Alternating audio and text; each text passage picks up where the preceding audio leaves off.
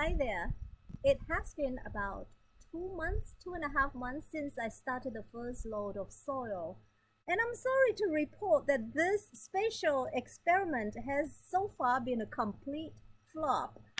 Between the drought and the heat, this whole place, this whole space is languishing. As you can see, if you recall, we threw down a lot of chamomile and poppy seeds, whatnot. Not one of the seed germinated, not one, because of the lack of moisture in the air, the heat. It went either dead or dormant. The few things, the chamomile that I planted here are languishing.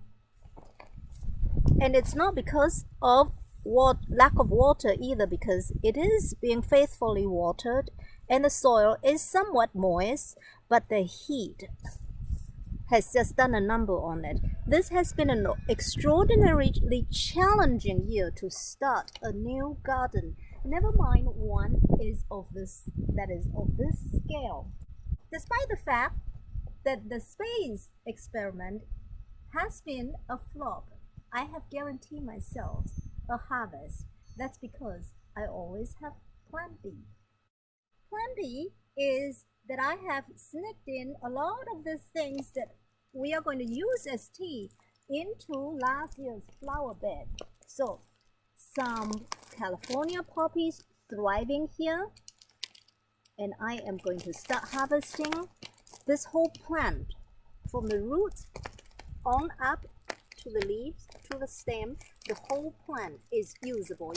Lavender, which I will use sparingly because lavender is very strong.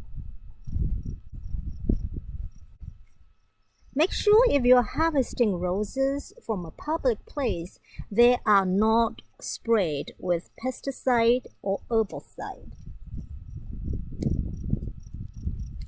I also have sneaked in calendulas everywhere because calendulas makes the most marvelous companion plants for my vegetable garden. Here is a patch that's ready to be picked. I have sneaked in chamomiles in just about every flower bed, sometimes 4 or 5 of them. So I will have, despite the fact that none of it thrives in the herbal tea garden, the harvest here is guaranteed. And here is a yarrow. Remember what I said about yarrow? It has to be the white flower, whitish creamy color ones. All the other species cultivars have had the medicinal values bred out of it. So I'm pretty sure if you live in inland northwest, you have seen the yarrows in the wild. Again, if you are harvesting from the wild, foraging, make sure that it is off the roadside and it's not sprayed with chemicals. Thymes, use them dry or fresh. I use them at this time of the year to flavor the water. Let's check in with the pots, the low budget pots that we fixed up in the middle of May. This is about 45 days after we planted, and look, everything is doing so well. Calendula is ready to harvest,